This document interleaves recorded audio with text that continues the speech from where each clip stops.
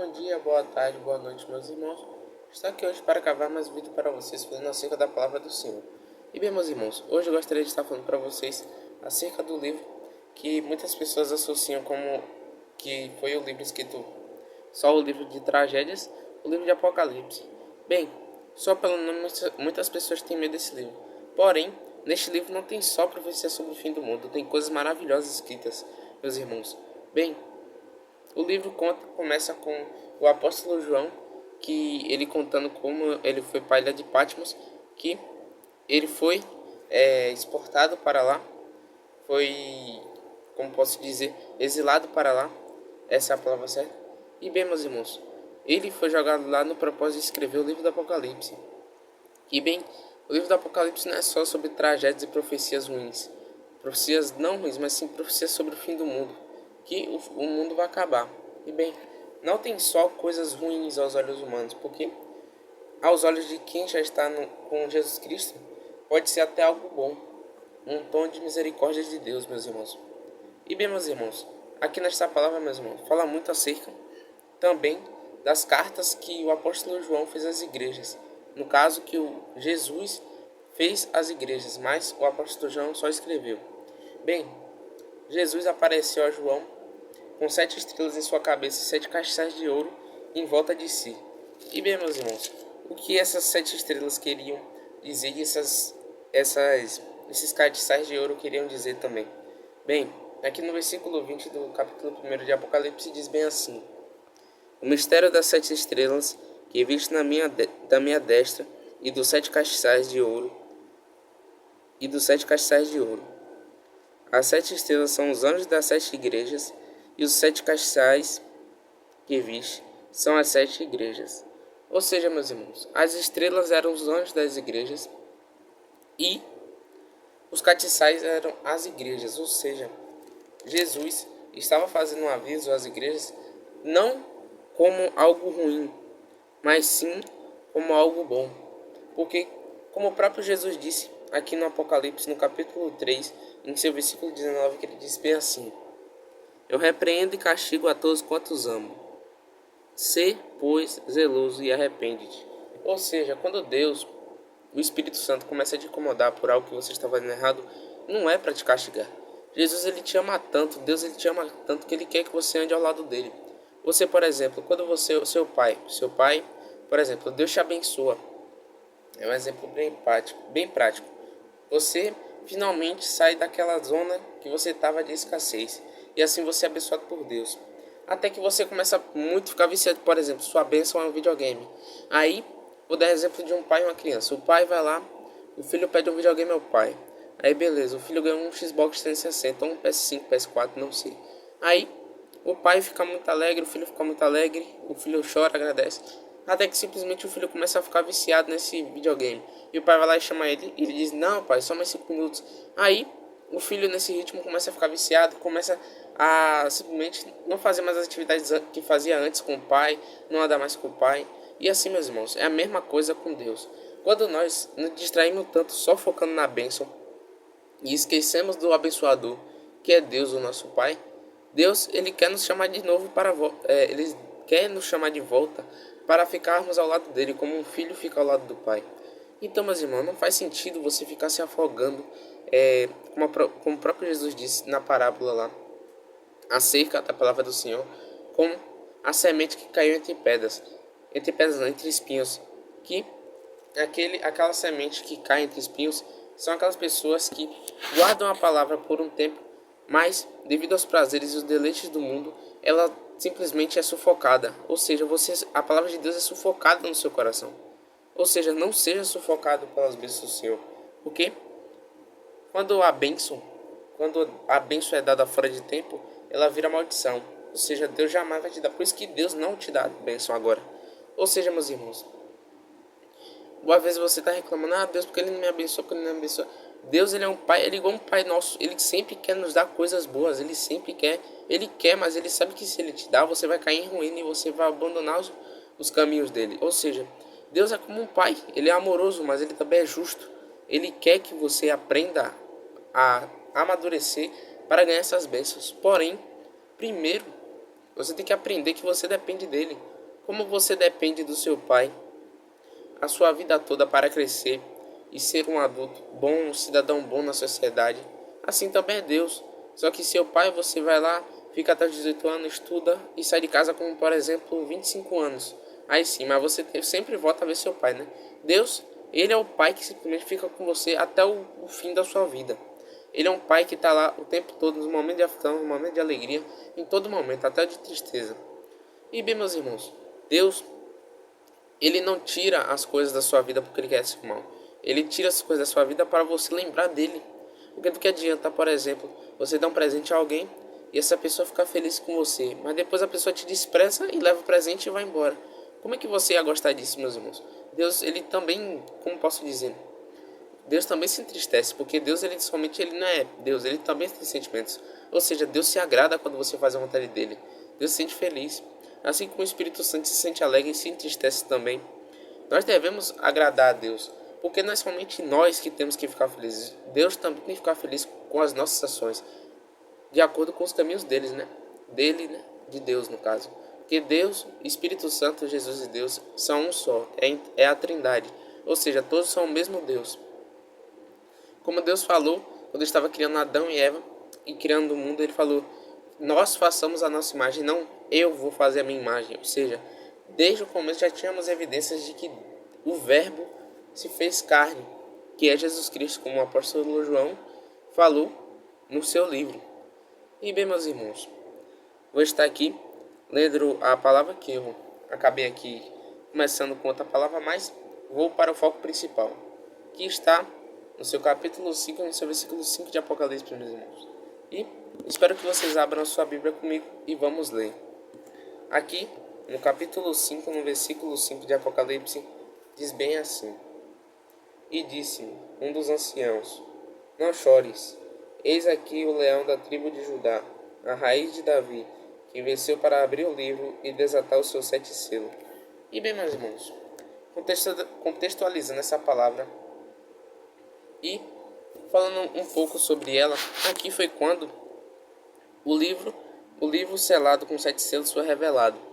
E somente o Cordeiro é digno de abri-lo. Ou seja, como o próprio tema do capítulo disse, somente o Cordeiro, quem é o Cordeiro? Jesus Cristo.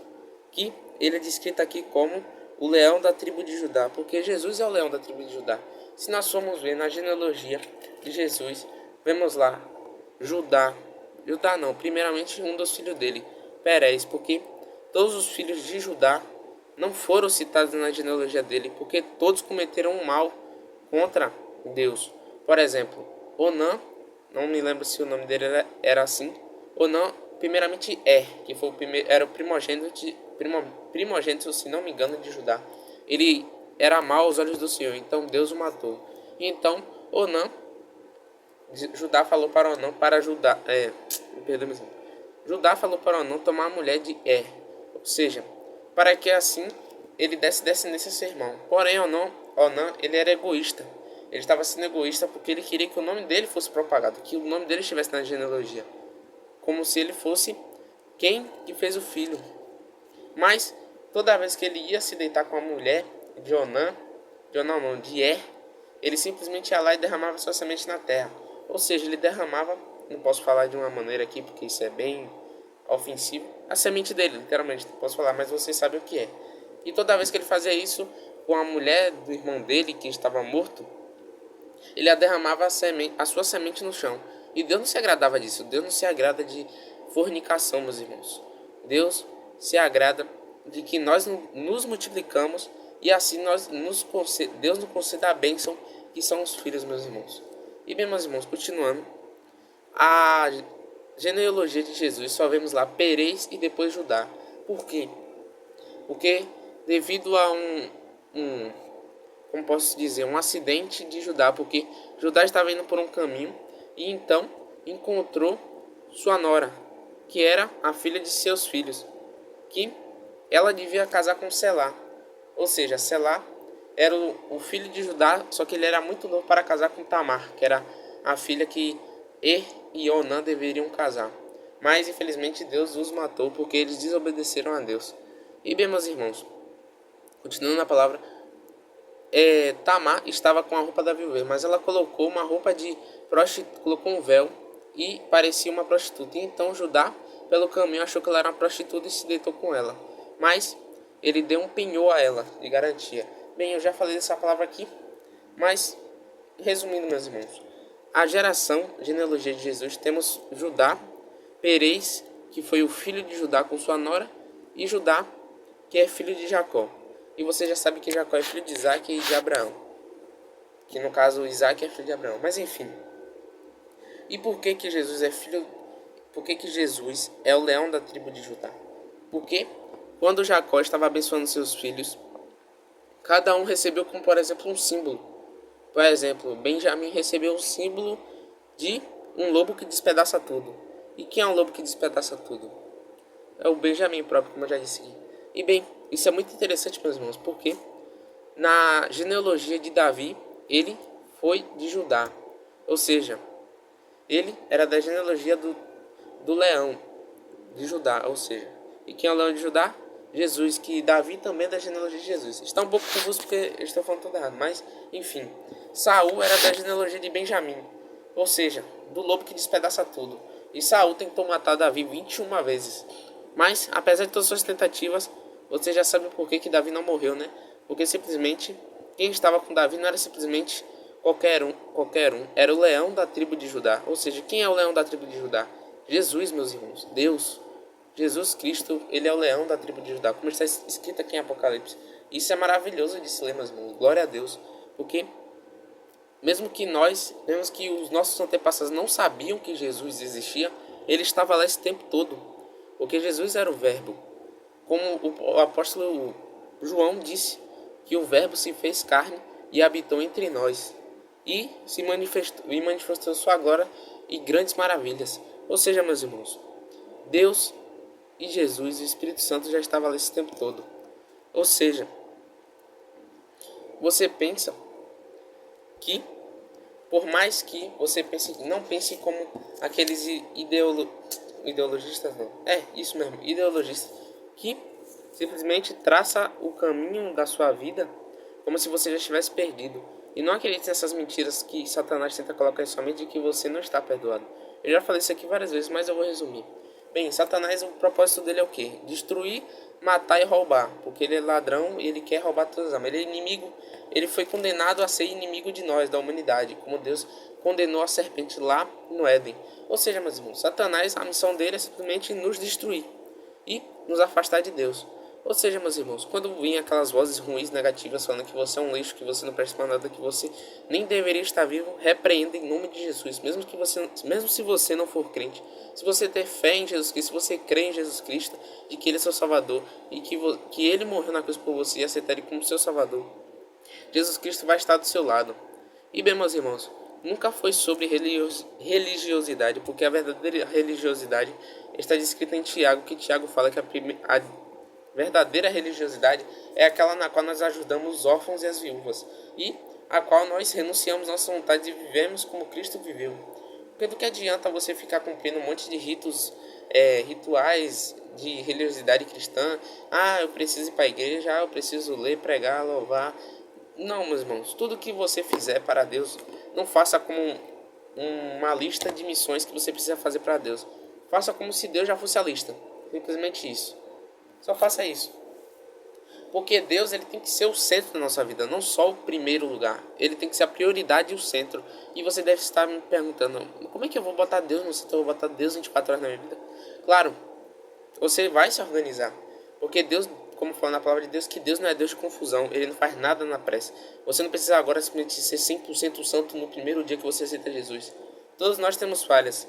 E bem, meus irmãos, continuando aqui a palavra de Deus, nós não somos perfeitos como Jesus foi, porque Jesus tinha uma promessa, que era a promessa de que ele seria entregue aos homens e morreria no madeiro. Ou seja, tinha que ir alguém puro, alguém santo para se sacrificar por nós. E ninguém era puro e santo. Israel estava cometendo vários pecados, porque só de vermos pelos profetas como Joel, Amós, Oséias, Jonas, vários deles falam acerca da ruína de Israel e dos pecados de Israel. E bem, meus irmãos, como nós vemos, ninguém poderia ser puro puro o suficiente igual a Jesus. Por mais que o profeta Isaías quisesse ir, ele não era puro. Teria que ser alguém puro de nascença. Ou seja, Jesus Cristo veio ao mundo, foi lá, renunciou à sua vontade de ficar no trono e veio aqui nos salvar, meus irmãos. Tudo isso com o propósito para que daqui a um tempo nós vamos viver com ele. Ou seja, Jesus, ele não pensa só na glória dele, ele pensa em nós também. Você deve estar pensando, mas o Apocalipse fala tanto sobre glorificar a Deus, porque ele é digno disso, ele morreu por nós. Imagina você não tem nem comparação, não tem nem como comparar ninguém, é só Jesus que é digno dessa glória. Ninguém é digno disso, meus irmãos. Porque, como fala na palavra de Deus, que todo olho verá e que todo joelho cairá, como Paulo escreveu. Porque, meus irmãos, Jesus ele não veio para te submeter, te fazer um escravo que vai ficar simplesmente fazendo você simplesmente dar glória a Deus ele por nada. É porque ele é santo, porque ele te ama, porque ele te quer. Ele simplesmente não te quer para você ser um escravo, que igual Satanás faz com você. Satanás, ele pega a gente, coloca a gente num loop infinito, em que a gente fica caindo no pecado e indo de novo, caindo no pecado e indo de novo. É um loop infinito em que você fica buscando prazer, e simplesmente não acha nada. Porque o pecado, o salário do pecado é a morte. Algum dia você vai tentar tanto esse prazer que você vai morrer. Porque nunca vai achar, vai preencher esse buraco que você tem no seu coração. O único que preenche esse buraco é Jesus Cristo, porque ele carrega o nosso jugo. O nosso jugo não, ele carrega o nosso fardo. E o jugo dele é suave, meus irmãos. Então, meus irmãos, busquem Jesus Cristo não como se fosse um peso. Carregue como se fosse algo leve, porque o próprio Jesus disse que o seu jugo é suave e o seu fardo é leve. Ele não veio para condenar ninguém, ele veio para nos salvar, para vivermos um dia lá na vida eterna. Porque, como Paulo mesmo disse que o sofrimento aqui não é nem comparado com as glórias lá do céu. Imagina o que deve ter lá de tão bom. Você simplesmente vai beber a água da vida e vai viver eternamente. Vai comer o fruto da vida e vai viver eternamente. Você vai viver com Jesus do seu lado, você vai poder dar um abraço nele. O homem mais santo que viveu aqui na terra. Imagine, meus irmãos, o quão bom isso deve ser. E bem, eu não citei muito sobre o versículo que também fala sobre a raiz de Davi. Ou seja, como o próprio Jesus disse, como que vocês me chamam de filho de Davi, sendo que o próprio Davi disse que o Senhor do meu Senhor disse para o assentar ao lado, à destra da sua direita, e que iria o colocar os seus inimigos ao escabelo dos seus pés. Ou seja, meus irmãos, Jesus perguntou, como que vocês me chamam de filho de Davi, sendo que eu sou o Senhor de Davi? Ou seja, Jesus, ele é somente filho de Deus e Senhor de todos. Ele é o Senhor dos senhores e Rei dos reis, médico dos médicos, meus irmãos, e professor dos professores. Ninguém é mais digno que Jesus, ninguém é maior que Jesus, porque Jesus também é Deus. Ou seja, Deus o elevou, seu filho, não para que ele se vangloriasse, porque o próprio Jesus disse que ele não veio fazer a vontade dele, nem para se vangloriar, mas sim que, cumprindo toda a sua missão, ele seria vangloriado. Porque, por exemplo, Jesus já merece toda a honra e glória, porque ele também é Deus. Ou seja, Jesus, sem ter feito o sacrifício da cruz, ele já deveria ser adorado. E agora que ele se sacrificou, agora simplesmente somos livres para adorá-lo, porque ele se sacrificou por nós, meus irmãos. E bem, estou falando só sobre adorar. E bem, o que eu estou querendo dizer, meus irmãos, é que levar uma vida cristã com Cristo para chegar lá em cima no céu e o adorar é difícil, eu sei. É muito dura, é muito difícil. Eu sei que a caminhada dói e que o pecado parece gostoso, parece bom. Mas, meus irmãos, por mais que pareça bom, eu tenho uma triste notícia a te dar. Todo esse pecado que você acha bom é da carne. E tudo isso que você acha, que maravilhoso, essa vontade da carne, não é bom. Só vou te avisando isso. Porque eu aprendi isso simplesmente fazendo, na carne viva. O tempo todo ficava jogando em videogame, ficava perdendo meu tempo. E eu não via isso, era todo dia um vício. E eu simplesmente estava cego. Até que Jesus foi lá, eu vi um vídeo cristão e simplesmente fui recuperado de Cristo. Porque eu já nasci na bênção do Senhor. E eu estava afastado, meus irmãos. Mas hoje eu vou ter... Hoje não, já faz muito tempo que eu vou ter para a glória de Deus. E eu sou muito grato a Deus por isso, porque eu tenho vivido coisas que eu nunca tinha vivido em minha vida por causa de Jesus Cristo. Jesus Cristo me mostrou o lado bom de seguir a Ele, o lado maravilhoso Porque não é só quando você para de olhar para o sofrimento de que você não pode isso, não pode aquilo. Quando você para, meus irmãos, de olhar para isso, você simplesmente começa a ver as bênçãos maravilhosas que Deus coloca em nossa vida, as coisas boas do Evangelho. Por exemplo, quando você olha para uma nuvem, ela simplesmente tá lá, né? E você fica fixado naquela nuvem. Aí simplesmente ela não sai do lugar. Mas quando você olha para algum, sei lá, olha para o lado por 30 segundos, você olha para a mesma nuvem, ela nem tá lá. É só a mesma coisa os problemas, meus irmãos. O problema pode parecer algo que nunca sai do lugar, mas talvez não seja você que não parou de fixar o olhar naquele problema. Ou seja, quando você tirar o olho do problema e começar a se fixar em Jesus Cristo na cruz, você vai ver que o problema não era simplesmente nada e ele passou simplesmente. Ou seja, meus irmãos, como aqui o próprio livro diz, que o apóstolo João dizia bem assim, no versículo 3 ao 5. E ninguém no céu, nem na terra, nem debaixo da terra podia abrir o livro, nem olhar para ele. E eu chorava muito, porque ninguém fora achado digno de abrir o livro, nem de o ler, nem de olhar para ele. E disse-me um dos anciãos: Não chores, eis aqui o leão da tribo de Judá, a raiz de Davi, que venceu para abrir o livro e desatar os seus 7 selos. Ou seja, Jesus ele já venceu o mundo e venceu a morte, meus irmãos. Ou seja, então por que você está dizendo que você é derrotado, que você é fracassado? Tudo que você tem que fazer é lutar. Mesmo que pareça que você fracassou,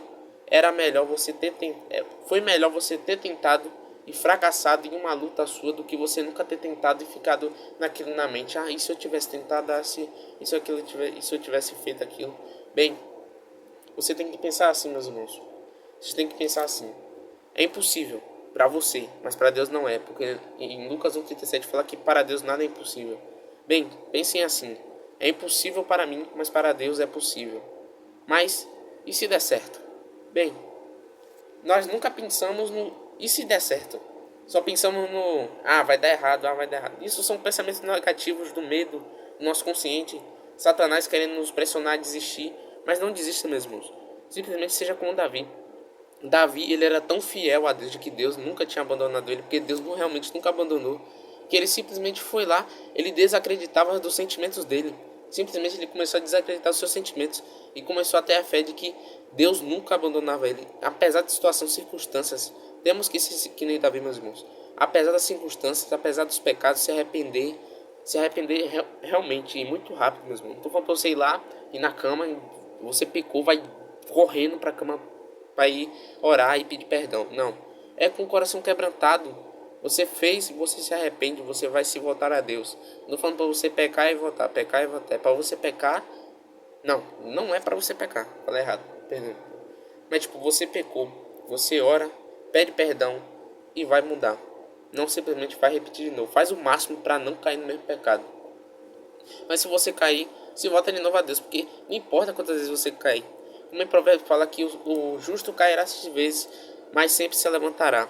Ou seja, o justo nunca vai ficar no chão, ele sempre vai se levantar, meu irmão. Porque Deus ele não nos chamou para ser perfeito. Jesus não nos chamou para ser perfeito. Ele chamou para permanecermos, como ele falou em João 8. Que aquele que é permanecer e guardar as minhas palavras, esse já está no reino dos céus. Ele falou permanência, nunca falou perfeição. Aquele que for perfeito já está no reino dos céus. Ele falou, aquele que permanecer e guardar as minhas palavras já está no reino dos céus. Ou seja, meu irmão, aquele que permanecer e guardar as minhas palavras será salvo. Ou seja, como o próprio Jesus disse, por que você está aí se lamentando tanto por seus pecados? Porque somos salvos pela graça.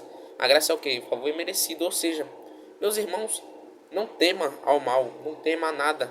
Se Deus já te disse, você é meu filho, você é meu escolhido, e eu te chamei para isso.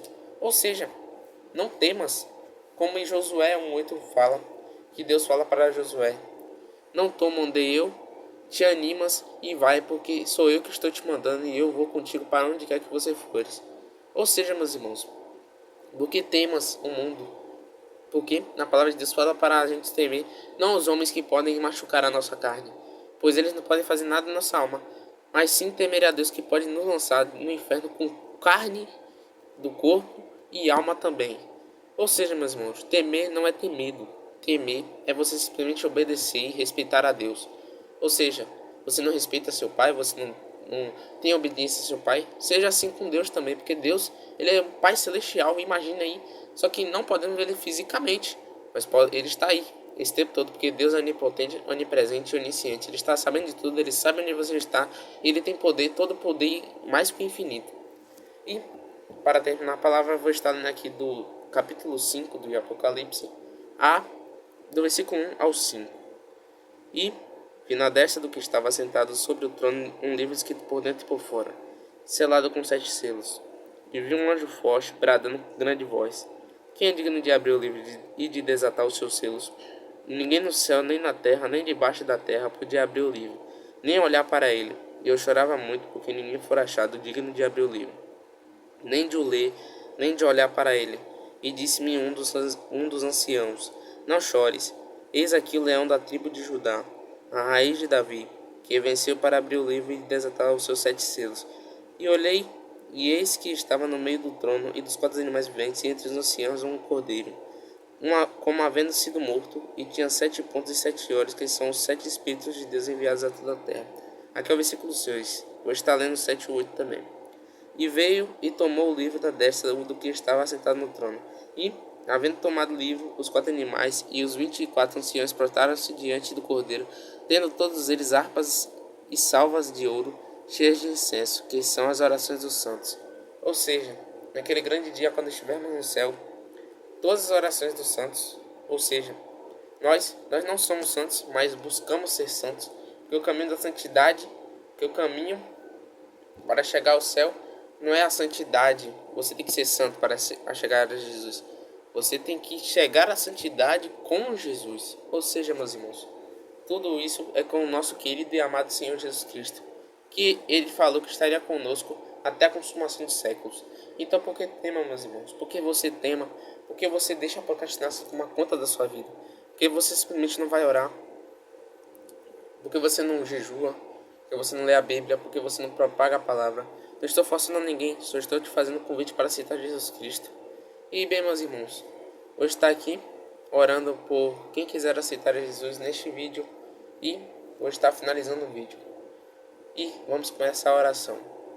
Meu Pai, meu Senhor, meu Deus, muito obrigado, meu Pai, por ter me dado sabedoria para fazer este vídeo, e muito obrigado por ter mandado para a pessoa certa este vídeo, para que ela possa aceitar o Senhor na vida dela.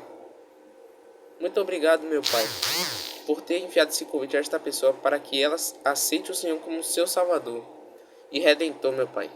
Muito obrigado, Senhor, por estar escolhendo esta pessoa para ser uma pessoa que vai cumprir o teu propósito, meu Pai, e a tua vontade, meu Senhor.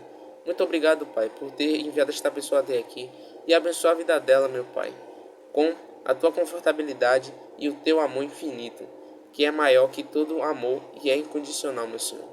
Muito obrigado por ter feito esse vídeo para mim, por ter ficado à frente desse vídeo por mim, meu Pai, e por ter direcionado essa pessoa aqui. Muito obrigado por ter feito ela ter ficado aqui com o teu poder e com o teu Espírito Santo, meu Senhor. Em nome de Jesus, meu Pai, eu oro a Ti, meu Deus, e amém. Muito obrigado, meus irmãos, por ter visto esse vídeo. E, só para terminar a palavra, meus irmãos, saibam que toda vez que o medo vier e que a ansiedade bater, qualquer coisa ruim bater em você, um pensamento ruim, repreenda em nome de Jesus um pensamento ruim. Mas quando o medo, a ansiedade, a incerteza vir, lembre do versículo 5 do capítulo 5 de Apocalipse. E disse-me um dos anciãos: não chores, eis aqui o leão da tribo de Judá, a raiz de Davi, que venceu para abrir o livro e desatar os seus 7 selos. Ou seja, quem está com você não é o lobo de Benjamim, e sim o leão da tribo de Judá. Como Davi foi livrado 21 vezes, você será livrado muito mais, porque Deus ele te chama. Todos os livramentos que você não percebeu, todos os livramentos que você percebeu, tudo isso foi Deus. E não existe essa de sorte, de coincidência. Você pode acreditar se você quiser, mas para mim, esse negócio de coincidência e sorte não existe. É simplesmente Deus. Porque Deus tem o controle de tudo, Ele que mantém o controle de tudo. Aqui, como disse, que Jesus também é a raiz de Davi. Ou seja, Ele que sustém essa genealogia, Ele que deu sustento a toda essa geração. Toda essa geração foi no propósito de Jesus nascer. Desde Noé a Abraão, a Isaac, a Jacó, a Judá, a Perez, a Jessé, a Obed, a Davi. Tudo foi para que o Mestre nascesse e assim nós fôssemos salvos. E muito obrigado, meus irmãos, por ter visto esse vídeo. E Deus abençoe a vida de vocês. E busca Jesus Cristo porque Ele está voltando. Ele não quer te condenar, Ele quer te salvar. Em nome de Jesus Cristo, meus irmãos. Deus abençoe a vida de vocês e até o próximo vídeo.